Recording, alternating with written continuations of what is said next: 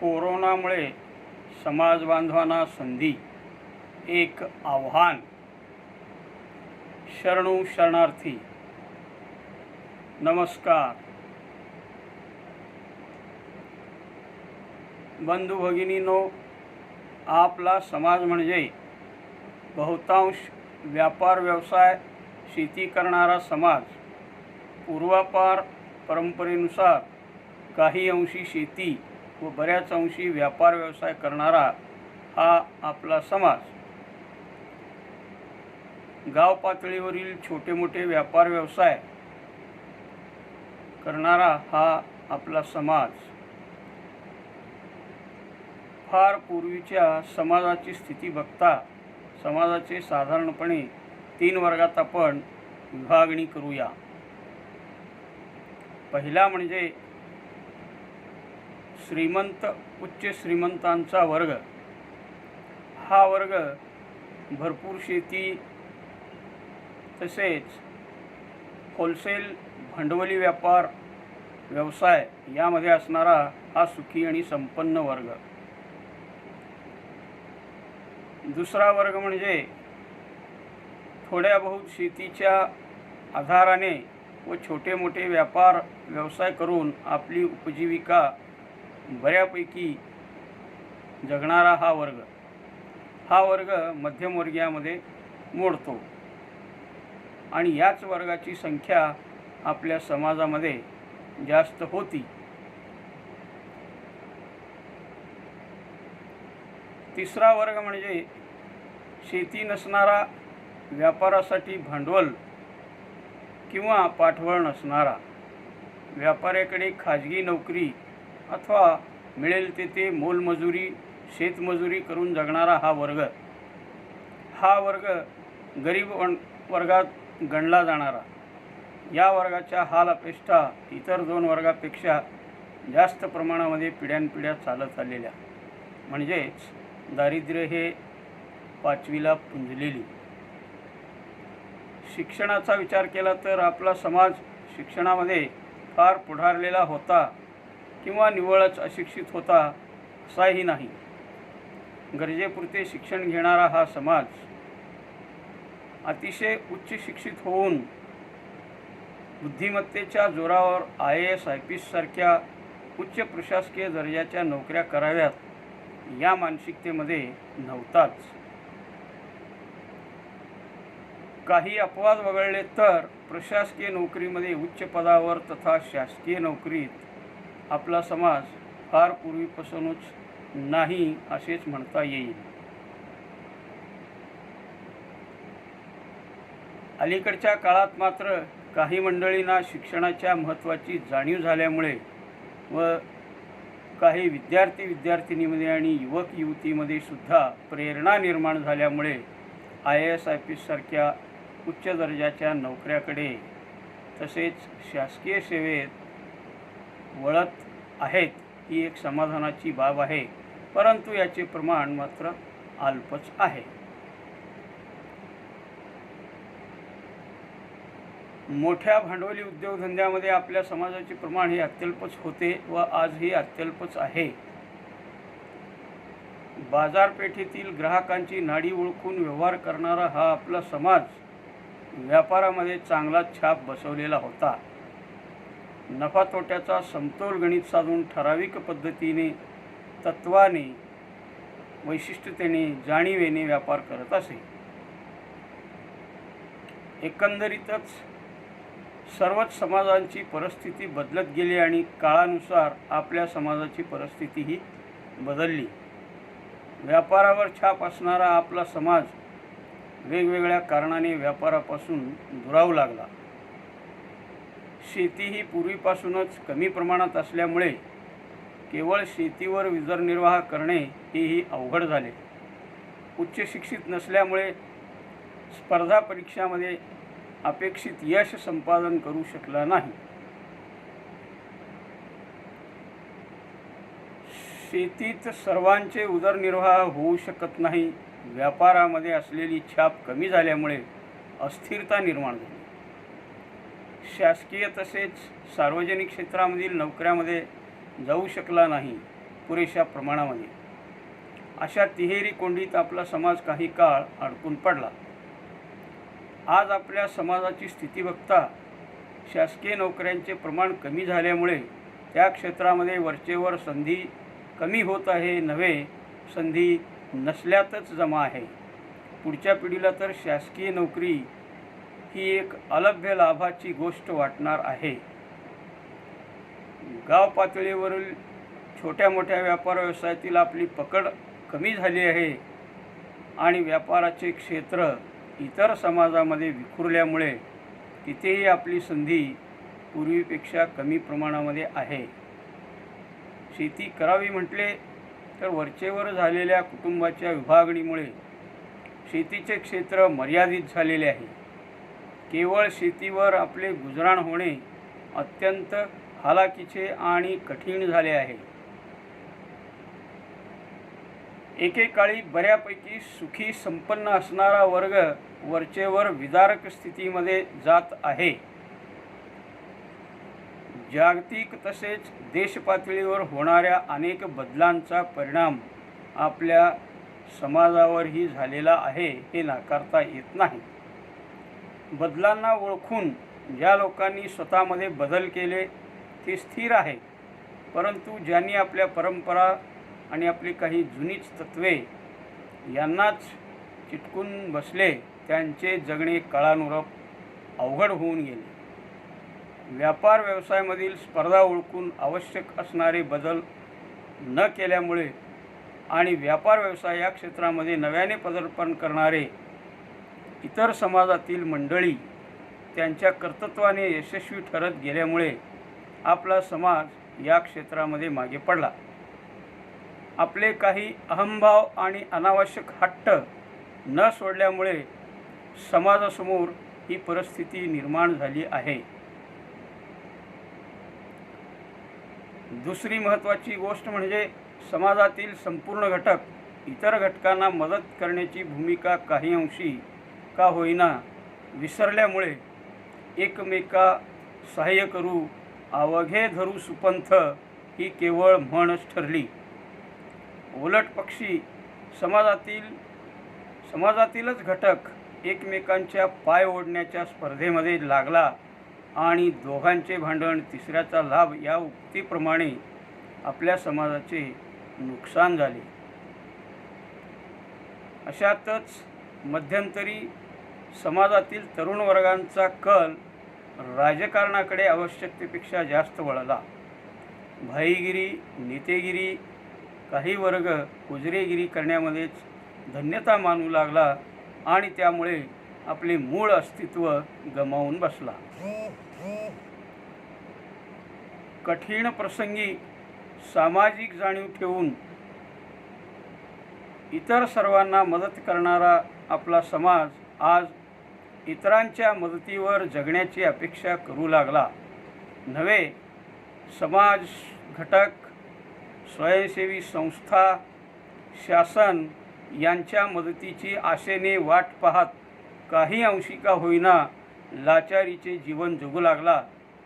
हे पाहून आमच्यासारख्या स्वकष्टावर स्वाभिमानाने जगलेल्या व कर्तृत्वाच्या बळावर स्थिर झालेल्यांना अंतरात्म्यातून दुःख झाल्याशिवाय राहत नाही.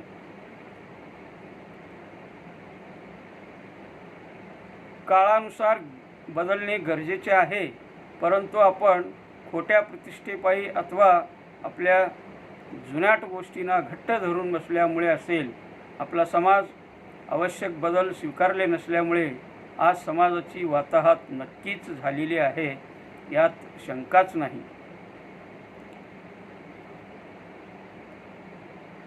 कोणतेही काम उच्च अथवा नीच नाही. कोणत्याही कामाला आपल्या कर्तृत्वाने प्रतिष्ठा मिळवून देता येते. म्हणजेच कायकवे कैलास हे महात्मा बसवेश्वरांनी सांगितलेले तत्वच आपण काळाच्या ओघात विसरून गेलो आहोत असे मनाला वाटते. दैनंदिन जीवनात आवश्यक असणाऱ्या गोष्टीपेक्षा आपल्याला कधीतरी येणाऱ्या त्या राजकारणाचीच चिंता जास्त वाटू लागली कोणताही राजकीय पक्ष आपले सर्वांचे उद्धार करू शकत नाही, भले करू शकणार नाही, ही वस्तुस्थिती आपण पूर्णपणे विसरून गेलो. म्हणून आज ही परिस्थिती निर्माण झालेली आहे. असो, सध्या आलेल्या या कोरोना संकटामुळे आपल्या सर्वांचीच पुढील जीवनाची दिशा आणि दशा बदलणार आहे. हे एक संकट असले तरी या संकटाला संधी समजून आपण त्यातून काहीतरी बोध घेऊन आपले भावी जीवन आणि भावी पिढ्या सुधारू शकतो किंवा सुधारले पाहिजे. आलेल्या संधीच्या सर्व समाज बांधवांनी योग्य विचार करून आवश्यक ते बदल आपल्यामध्ये करावेत आणि आपल्या कुटुंबियांचे, समाजाचे जीवनमान उंचावेल यासाठी प्रयत्न करावे. म्हणूनच हा सगळा शब्दप्रपंच आपल्यासमोर मांडत आहे. कोरोनाच्या संकटामुळे खरोखरच एक संधी निर्माण झालेली आहे आणि या संधीचा उपयोग आपण करावा आणि आपल्या समाजाच्या वेगळेपणाचे वैशिष्ट्य कायम ठेवून सर्वांनी आपले जीवनमान सुधारावे. तरी यासाठी आपल्याला काय करता येईल ते आपण आता पाहूया. पहिल्यांदा, कोणतेही काम कनिष्ठ अथवा कमी प्रतिष्ठेचे आहे किंवा एखादेच काम जास्त प्रतिष्ठेचे आहे आणि तेच आपण करू, इतर काम करण्यामध्ये आपल्याला इंटरेस्ट नाही, लाज वाटते, ही धारणा मनातून काढून टाकावी लागेल. नव्हे, हे काढून टाकलो तरच आपण पुढे टिकणार आहोत, अन्यथा नाही. आपण पिढ्यानपिढ्या फार मोठे हस्ती होतो किंवा सध्या असलो तरी पुढे आपण कायम राहू याची कोणतीही खात्री नाही. हे आपल्या मनामध्ये, कुटुंबातील प्रत्येकामध्ये रुजवणे आवश्यक आहे. आपण स्वतः प्रयत्न केल्यानेच सर्व बाबी होणार आहेत. इतर कोणीही आपल्यासाठी काही आयते करून देणार नाही, हे मनामध्ये पक्के ठसवावे. बदललेल्या समाजरचनेची स्थिती ओळखून खाजगी नोकरी, कॉर्पोरेट नोकऱ्या, शासकीय नोकरी, छोटे मोठे व्यापार, छोटे मोठे उद्योग, शेती व शेतीपूरक व्यवसाय, स्थानिक परिस्थितीनुसार आवश्यक असलेले व्यापार व्यवसाय करण्याची तयारी आपल्या मनामध्ये आपण ठेवली पाहिजे.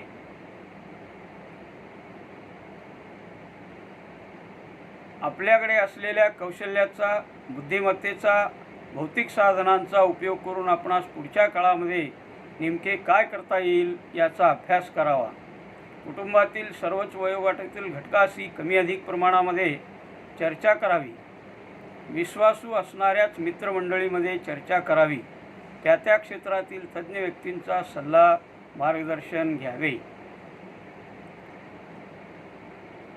कौटुंबिक परिस्थितीनुसार कुटुंबातील घटकांना अडचणीत न आणता वडीलधाऱ्याकडून, कुटुंबातील पात्र सदस्याकडून आर्थिक, मानसिक मदत, मित्रमंडळीकडून आर्थिक, मानसिक व भौतिक मदत घेणे. गाव पातळीपासून ते राज्य स्तरापर्यंत विविध शासकीय योजनांचा आधार, राष्ट्रीयकृत बँका, सहकार क्षेत्रातील बँका, तसेच पतसंस्था, विविध फायनान्स कंपन्या, आर्थिक महामंडळे यांच्याकडून मदत घ्यावी.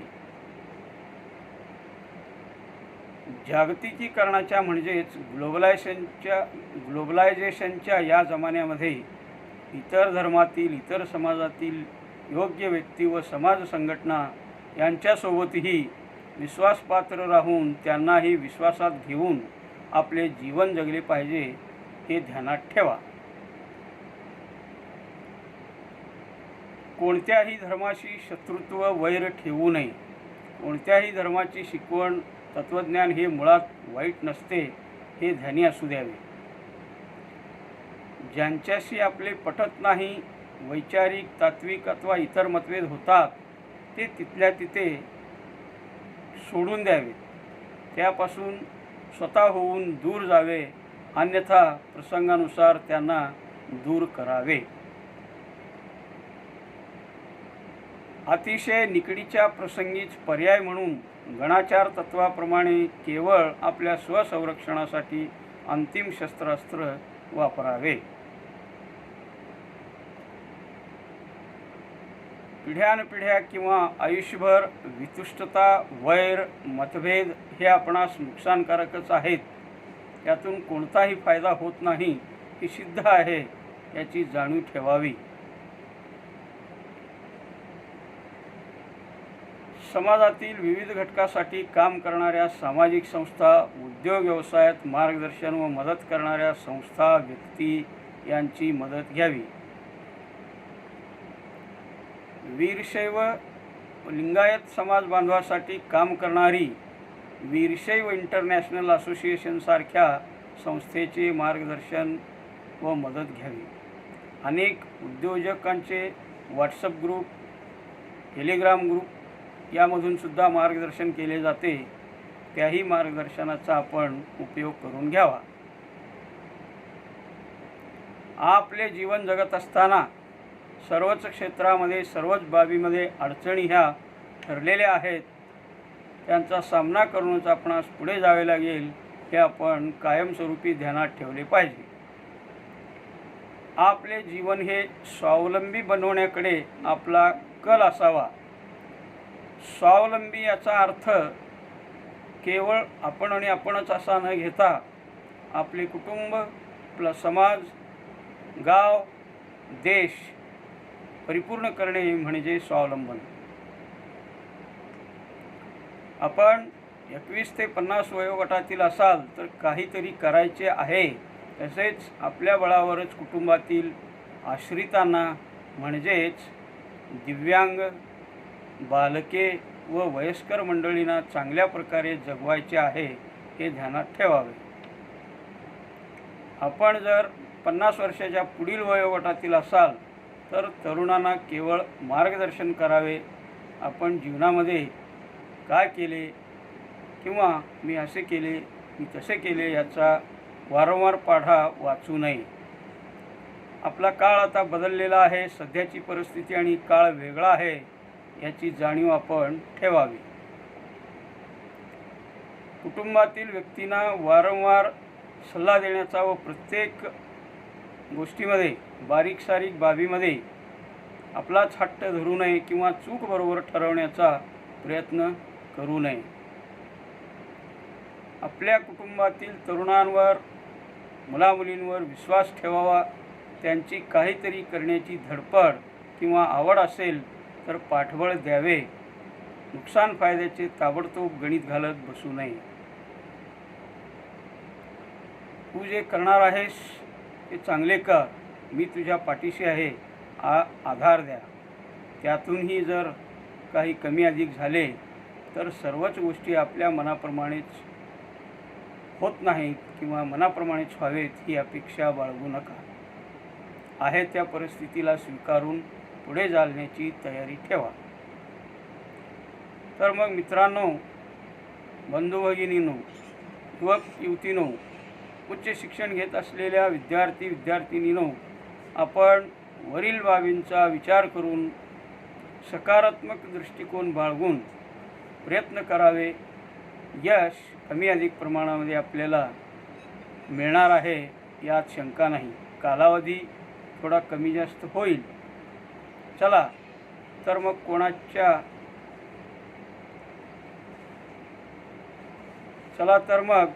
कोरोनाच्या या संकटाचा आपण आपल्या जीवनातील नव्हे पिढ्यानपिढ्यामधील संधी समजून उपयोग करून घेऊया. एकमेकास सहाय्य करू, अवघे धरू सुपंथ या उक्तीप्रमाणे एकमेकांना मदत करत संपन्न असणाऱ्याने द्यावे, गरज असणाऱ्यांनी घ्यावे, हे तत्त्व बाळगून आपले स्वतःचे, कुटुंबाचे, समाजाचे देशाचे जीवनमान उंचावूया। जय हिंद, जय भारत, धन्यवाद। शरणू शरणार्थी, नमस्कार। पुन्हा भेटूया अशाच एखाद्या महत्त्वाच्या प्रसंगी। धन्यवाद।